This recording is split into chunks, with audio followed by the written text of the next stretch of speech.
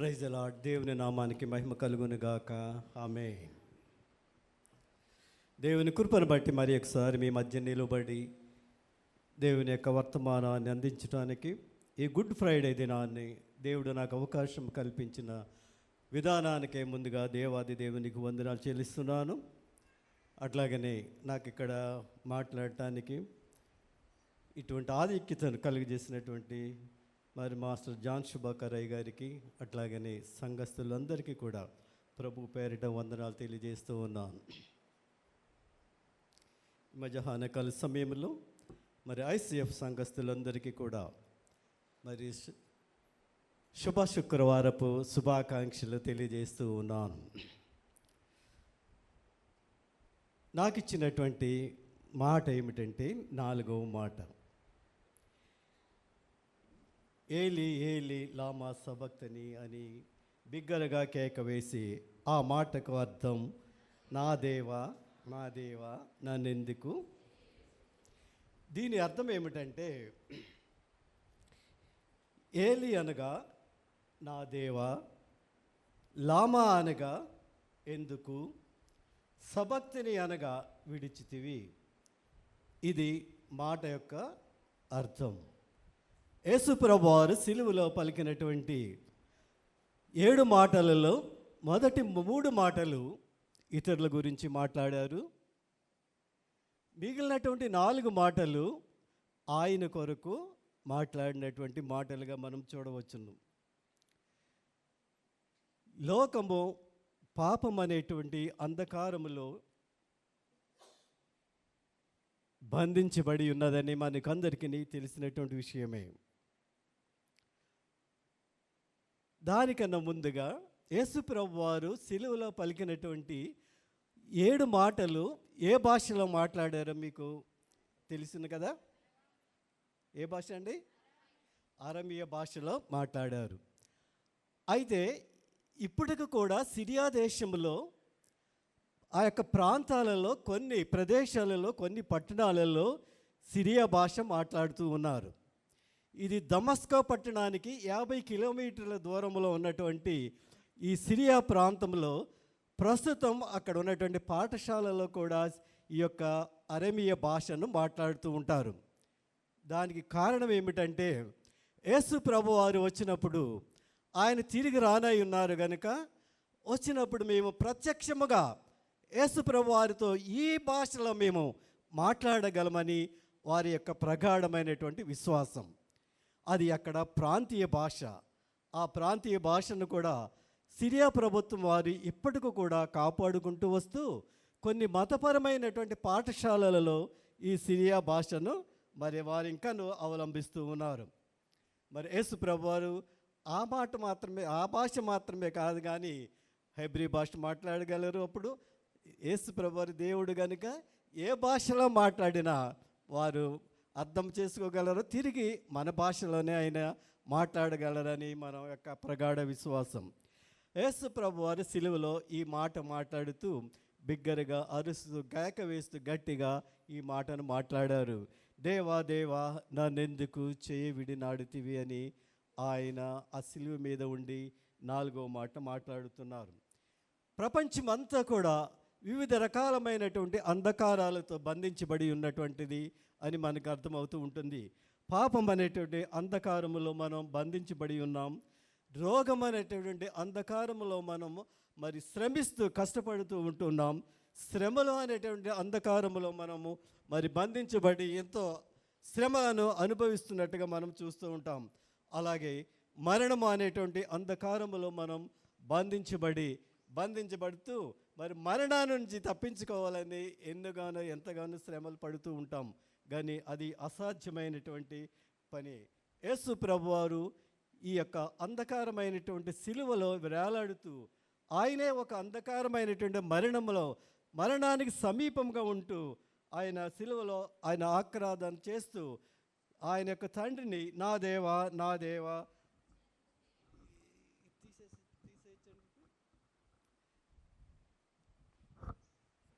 నా దేవా నా దేవా అని ఆయన తన తండ్రిని పెనుగులాడుతూ మాట్లాడుతున్నటువంటి సంబంధం. యేసు ప్రభువారు సమస్తాన్ని సృష్టించారు. ఇటు లోకములో పరలోకాన్ని భూలోకాన్ని ఆయన సృష్టి వలనే జరిగింది. అట్లాగనే ప్రతి ఒక్కరిని పేరు పెట్టి పిలవగలిగే శక్తి గల దేవుడు, నక్షత్రాలను పేరు పెట్టి పిలవగలిగినటువంటి దేవుడు, అట్లాగే మృతులలో ఉన్నట్టు వారిని జీవం ఇచ్చి పిలవగలిగినటువంటి దేవుడు యేసయ్య. సముద్రాన్ని నిమ్మలింపజేసి సముద్రం మీద నడిచినటువంటి యేసయ్య ఈ దినాన్ని సిలువలో ఉండి ఆక్రందిస్తూ ఉన్నారు. దేవా దేవా నన్నెందుకు చేయి విడనాడితివని ఆయన తన తండ్రిని మరి ప్రార్థిస్తున్నట్లుగా మనం చూడవచ్చును. అవును, యేసు ప్రభు వారు పట్టబడినప్పుడు మరి ఆ గెత్సెమనే వనములో ఆయన బంధించబడినప్పుడు యేసు క్రీస్తు ప్రభు వారికి ఉన్నటువంటి దైవికమైనటువంటి శక్తిని కోల్పోయారు. అప్పటి వరకు ఉన్నటువంటి శక్తిని ఆయన కోల్పోయి ఎప్పుడైతే అక్కడికి వచ్చినటువంటి మరి సైనికులు కానివ్వండి, అక్కడ రాను వారు కానివ్వండి, మరి పట్టుకుని బంధించినప్పుడు అప్పటి వరకు ఉన్నటువంటి దైవశక్తిని, దైవ స్వరూపాన్ని, దైవముని కోల్పోయి ఒక మానవునిగా ఆయన ఉన్నట్లుగా మనం చూడవచ్చును. ఎందుకంటే అంతకుముందు యేసు ప్రభు వారు మరి ఆ తోటలో ఉంటూ ఒక విన్నపము ప్రార్థన చేస్తారు. నీ చిత్తమైతే ఈ గిన్నెను నా యొద్ద నుండి తొలగింపుము. ఆ గిన్నె అంటే ఆ గిన్నెలో ఏమున్నవి, ఎందుకని ఆ గిన్నెను తొలగించమన్నాడంటే ఈ లోకములో ఉన్నటువంటి శరీర క్రియలన్నీ కూడా ఆ పాత్రలో ఉన్నవి. పాపముతో సహా అన్ని క్రియలు, ఆ దేవునికి వ్యతిరేకమైనటువంటి క్రియలు, శారీర క్రియలన్నీ కూడా ఆ పాత్రలో ఉన్నవి. ఆ పాత్రను తొలగించమని అంటున్నాడు. ఆయనను నీ చిత్తమే సిద్ధింపచేయునుగాక అని మరలా ఆ సమాధానం కూడా ఆయనే చెబుతూ ఉన్నాడు. యేసు ప్రభువారు సిలువలో ఉంటూ ఆయన ఈ యొక్క మాటను మాట్లాడుతున్నారు. ఏలి ఏలి లామా సబక్తిని అని బిగ్గరగా కేకవేసి దేవా దేవా నన్నెందుకు చెయ్యి విడనాడితివని ఆయన మరి తన తండ్రిని మరి అడుగుతూ ఉన్నాడు. శ్రమలు 3 రకాలుగా మనం విభజించవచ్చును. ఈ యొక్క ఆయన శ్రమలు అనుభవిస్తూ ఉన్నారు. ఆ శ్రమలను 3 రకాలుగా చెప్పవచ్చును. ఒకటి శారీరకమైనటువంటి శ్రమ, రెండవది మానసికమైనటువంటి శ్రమ, మూడవది ఆత్మ సంబంధమైనటువంటి శ్రమలుగా మనం పరిగణించవచ్చును.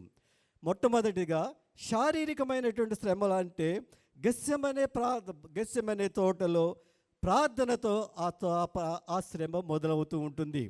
ఆయన యొక్క మరి చెమట రక్తముగా మారినంతగా ఆయన అక్కడ ప్రార్థిస్తున్నట్లుగా మనం చూడవచ్చును. ఒక మానవునిగా ఆయన అక్కడ ప్రార్థిస్తున్నట్టుగా మనం చూడవచ్చునమాట. ఎందుకనంటే యేసు ప్రభు వారిని సిలువ మోస్తూ ఉన్నప్పుడు ఆయన శరీరానికి తగిలినటువంటి మరి బాధను మనం వర్ణనాతీతము. ఎందుకంటే ఆయనను మరి ప్రశ్నల పన్నాగంతో అనేకమైనటువంటి ప్రశ్నలు వేస్తున్నారు. ఆ ప్రశ్నలకు సమాధానం చెబుతుంటే నువ్వు ప్రధాన యాజకుని వద్ద ఇట్లా మాట్లాడుతావా అని ఆయన వీపు మీద గుద్దుతూ ఉన్నారు. శారీరకమైనటువంటి బాధను అనుభవిస్తున్నారు. అంత మాత్రమే కాదు, ఆయన సిలువ మోస్తూ ఉన్నప్పుడు ఆయన కొరడాలతో కొడుతూ ఉంటే ఆ శరీరానికి తగిలినటువంటి యొక్క బాధను మరి వర్ణనాతీతం.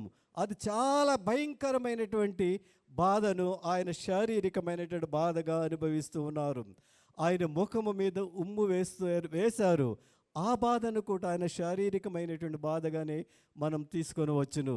అలాగే కాళ్ళకు మేకులు కొట్టారు. ఎంత భయంకరమైనటువంటి బాధ శరీరానికి తగిలింది. ఆయన తల మీద ముళ్ళ కిరీటము పెట్టారు. మా ముళ్ళు వలన ఆయనకి శరీరానికి మరి ఎంతో బాధాకరమైనటువంటి విషయముగా మనం భావించవచ్చును. మరి శిరస్సుపై ముళ్ళ కిరీటము, మళ్ళీ అలాగే మరి కాళ్ళకు మేకులు కొట్టడం, ఇది అంతా కూడా శారీరకమైనటువంటి వేదన. ఈ వేదన భరిస్తూనే ఆయన తండ్రికి ప్రార్థిస్తూ ఉన్నాడు. దేవా దేవా నన్నెందుకు చెయ్యి విడిచితివని ఆ యొక్క శరీర బాధను అనుభవిస్తూ తన తండ్రిని ఒక్కసారి ప్రార్థన జ్ఞాపకం చేసుకుంటున్నాడు. ఈ లోకంలోనికి ఆయన వచ్చినప్పుడు లోకంను ప్రేమించి ఆయన అద్వితీయ కుమారుని ఈ లోకంలోనికి పంపారు. కారణం ఏమిటంటే పాపిగా ఉన్నటువంటి వారందరినీ కూడా ఆయన పవిత్రపరచి పరిశుద్ధులుగా పరచి వారందరినీ కూడా రక్షణ మార్గంలో రక్షణ అనుభవంలోనికి నడిపించాలని ఆయన యొక్క ముఖ్య ఉద్దేశం.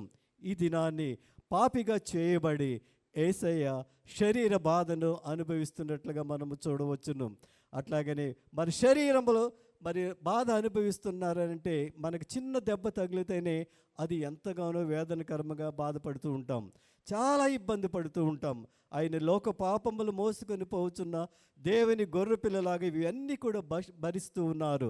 నశించిన దానిని వెతికి రక్షించడానికి వచ్చినటువంటి వ్యక్తికి ఆయన ఈ యొక్క శిలువ మరణము ద్వారా శరీర వేదనను పొందుతూ ఉన్నారు. శరీర వేదన ఎంతో భయంకరమైనదిగా ఆయనకి మనకు కనిపిస్తూ ఉంటుంది. మన ఫ్యాషన్ ఆఫ్ ద క్రైస్ట్ అనే మరి చిత్రంలో మీరు చూసే ఉంటారు.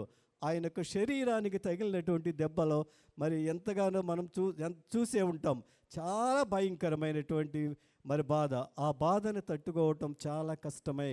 అయినప్పటికీ కూడా యేసయ్య మన అందరి కొరకు కూడా మన అందరినీ ఆయన రక్షణ మార్గంలో నడిపించాలనే ఉద్దేశంతో ఆయన శరీర బాధను అనుభవిస్తూ ఉన్నారు. రెండవదిగా మనోవేదన. ఇది శరీర వేదనకు అతీతమైనది. ఈ మనోవేదన అనేటువంటి వేదన బాధ శరీర వేదన అతీతమైనది. ఇది ఏం చేస్తున్నారంటే అక్కడ ఉన్నటువంటి రాణువారు, శాస్త్రులు, తర్వాత పరిసయ్యులు వీళ్ళందరూ కూడా ఏం చేస్తున్నారంటే ఆయనకు మనోవేదన కలిగించేటటువంటి ప్రశ్నలతో ఆయన్ను చిందరవంద చేయటానికి ప్రయత్నం చేస్తూ ఉన్నారు. అక్కడ ఉన్నటువంటి వారందరూ కూడా రకరకాలైనటువంటి ప్రశ్నలు వేస్తూ ఉంటున్నారు. ఆ ప్రశ్నల వలన ఆయన మనసు ఎంతగానో నొప్పించబడి ఉండొచ్చు. ఆయన మనసుకు వేదన కలిగినటువంటి ప్రశ్నలు అని ఆయన వేస్తున్నారు. దేవాలయాన్ని 3 దినాలలో నువ్వు కట్టుతావని అన్నావు, అవునా అని ఆయనను ప్రశ్నిస్తూ ఉన్నారు. అలాగే మరి ఆయన నీవు రక్షించుకొని మమ్మలను కూడా రక్షించు అని ఆయనకు ఎదురు ప్రశ్నలు వేస్తూ ఉన్నారు. అయితే నీవు సిలువ నుంచి కిందకి దిగినట్లయితే మేమందరం కూడా మేము నిన్ను నీ యొక్క ప్రవచనాలను నమ్ముతామని అక్కడ ఉన్నటువంటి వారు రకరకాల ప్రశ్నలతో ఆయన మనస్సును వేదనకరమైనటువంటి మరి ప్రశ్నలతో వాళ్ళందరూ కూడా సంధిస్తూ ఉన్నారు. ఎన్నో అద్భుతాలు చేశారు. మరి ఆయన 3.5 సంవత్సరాల కాలంలో ఎన్నో అద్భుతమైనటువంటి క్రియలను చేశారు. ఆశ్చర్యకరమైనటువంటి విషయాలను తెలియజేశారు. మరణించినటువంటి వారికి జీవాన్ని ఇచ్చారు. ఎంతోమంది పాపములో పడిపోయినటువంటి వారి పాపములను క్షమించి మరి వారిని మంచి మార్గంలో పెట్టడానికి ప్రయత్నం చేసినటువంటి యేసయ్య ఈ దినాన్ని సిలువలో మన అందరి కొరకు, మన పాపముల కొరకు ఆయన సిలువ మీద వేలాడుతూ ఆయన నా దేవా నన్నెందుకు చేయి విడిచితివి అని ఆయన తండ్రిని ఆయన వేడుకొనుచున్నాడు. ప్రశ్నలతో వాళ్ళు ఎన్నో రకాలైనటువంటి మనసుకు సంబంధించినటువంటి ప్రశ్నలు వేసి మనోవేదకు గురి చేస్తూ ఉన్నారు. మరి ప్రవచనాలు నెరవేరాలి కనుక ఆ ప్రవచనాలు నెరవేర్పులాగున ఇవన్నీ కూడా ఒకటి సంధిస్తూనే ఉన్నాయి. మరి యేసు ప్రభు వారి సిలువలో మరి వేలాడుతూ ఆ ఆక్రందనలో ఆయన మన కొరకు సిలువ మరణం పొందుతూ ఆయన తండ్రిని వేడుకుంటూ ఉన్నాడు. దేవా నన్నెందుకు చేయి విడనాడితివని ఆయన అక్కడ అడుగుతున్నారు. సద్దుకాయలు ఉన్నారు, వాళ్ళకి దేంట్లో నమ్మకం లేదంటే సద్దుకాయలకి పునరుద్ధానము విషయంలో వారికి ఏమాత్రము కూడా నమ్మకం ఉండదు. శాస్త్రులకైతే ఆత్మీయమైనటువంటి విషయాల గురించి వాళ్ళు అసలు నమ్మటలేదు. హేరోదేయులు, పరిసయ్యులు అయితే వీళ్ళు రాజకీయమైనటువంటి మరి రాజకీయమైనటువంటి విధానంలో నడిచేటటువంటి వ్యక్తులు. ఇన్ని రకాల మనస్తత్వాలు కలిగినటువంటి వ్యక్తులు యేసు ప్రభువారు. మరి వీళ్ళందరూ కూడా పాపంలో ఉన్నటువంటి వ్యక్తులే. వీళ్ళందరూ కూడా యేసు ప్రభువుని అనేకమైన ప్రశ్నలతో సంధిస్తూ ఉంటే యేసు ప్రభువారు మనసుతో మనోవేదన చెందుతూ ఉన్నట్లుగా మనం చూడవచ్చును. మరి మనోవేదన వలన ఆయన చాలా మరి బాధపడుతూ సిలువ మీద ఉంటూ తండ్రిని మరి ఆయన ప్రార్థిస్తూ ఉన్నారు. అవును, యేసు ప్రభువారు ఈ లోకంలో జీవించినప్పుడు అనేక విధమైనటువంటి క్రియలను మరి ప్రత్యక్షంగా చూసినటువంటి వారు వీరందరూ కూడా ప్రత్యక్షంగా చూశారు. యేసు ప్రభువారు జయప్రవేశం సమయంలో యేసు ప్రభువారు మరి యెరూషలేమునకు వస్తున్నప్పుడు వాళ్ళందరూ కూడా యేసు ప్రభువారిని యెరూషలేమునకు ఆహ్వానించిన విధానం మనం ఒకసారి చూసినట్లయితే పిల్లలు, పెద్దలు, స్త్రీలు, పురుషులు అందరూ కూడా యేసు ప్రభువారిని యెరూషలేము పట్టణానికి ఆహ్వానించారు. కొన్ని రోజులకే సిలువ దగ్గరికి వీరెవ్వరు కూడా ఎక్కడ కూడా కనిపించట్లేదు. ఆ దినాన్ని ఆహ్వానాన్ని పలికినటువంటి వ్యక్తులు, ఎంతో మేలును పొందినటువంటి వ్యక్తులు, ఎంతోమంది మరి దేవునికి అనుకూలంగా మార్చబడినటువంటి వ్యక్తులు ఈ దినాన్ని సిలువ వేస్తున్నప్పుడు సిలువ ప్రాంగణంలో వీరెవ్వరు కూడా కనిపించలేదు. అందుకు ఆయన చాలా మనోవేదనతో ఆయన మరి బాధపడుతూ ఉన్నారు. అంత మాత్రమే కాదు, ఆయన శిష్యులు ఆయనతో ఉంటూ, ఆయనతో తిరుగుతూ, ఆయనతో భుజిస్తూ, ఆయనతో నిద్రిస్తూ, ఆయన కార్యాలు కళ్ళారా చూస్తూ, మరి దేవుని శక్తి వలన శిష్యులు కూడా మరి చాలా క్రియలు చేశారు.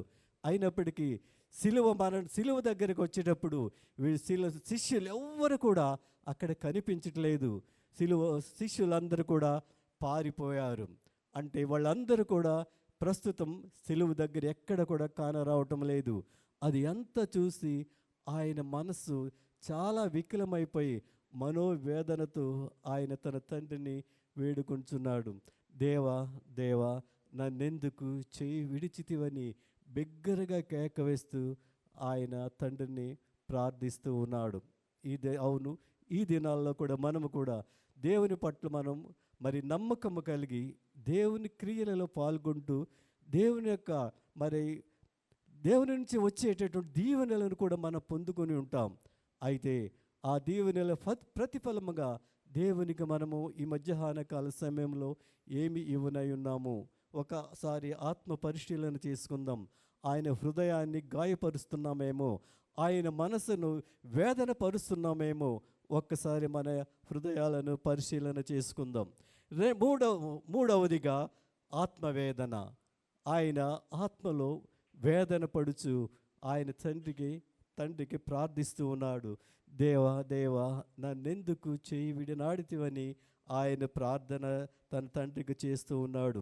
ఎందుకనంటే కుమారుడు తండ్రి యొక్క ప్రేమ చాలా బలమైనటువంటిది. యేసుప్రభు వారు చిన్న వయసులో ఉండగానే 12 సంవత్సరముల ప్రాయంలో ఉండగానే ఆయన మరి యెరూషలేము పట్టణానికి పండగ సందర్భంగా వచ్చినప్పుడు తప్పిపోవటం జరిగింది. అప్పుడు 3 రోజుల తర్వాత ఆ కుమారుని కనుక్కున్నప్పుడు ఆయన అంటాడు కదా, నా తండ్రి పని మీద నేను ఉంటానని మీరు ఎరుగురా అని. అవును, కుమారుడు తండ్రి యొక్క బాంధవ్యము మరి చిన్నప్పటి నుంచే మరి యేసు ప్రభు వారు కలిగి ఉన్నారు. తండ్రి పని మీదనే ఈ లోకంలోనికి వచ్చారు. తండ్రి సమస్యల మీదనే, ఈ సమస్యలు పరిష్కరించడానికే తండ్రి తన కుమారుణ్ణి ఈ లోకంలోనికి పంపించారు.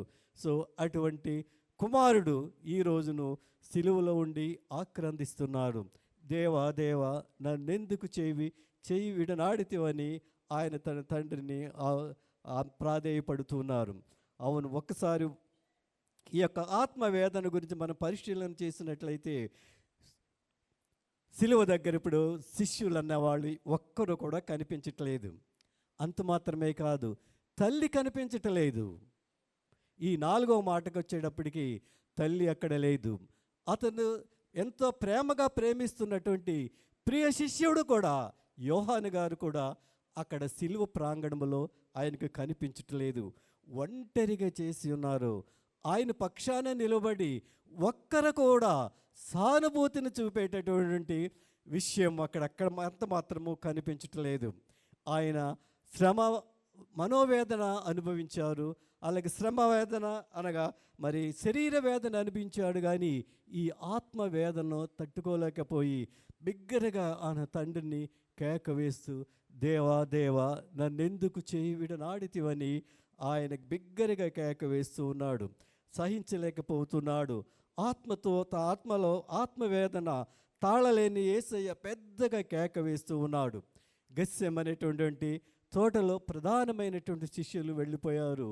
ఆత్మలో వేదన చెందుతూ ఉన్నారు. తన తల్లి వెళ్ళిపోయినది, కుమారుడు యోహాను వెళ్ళిపోయాడు.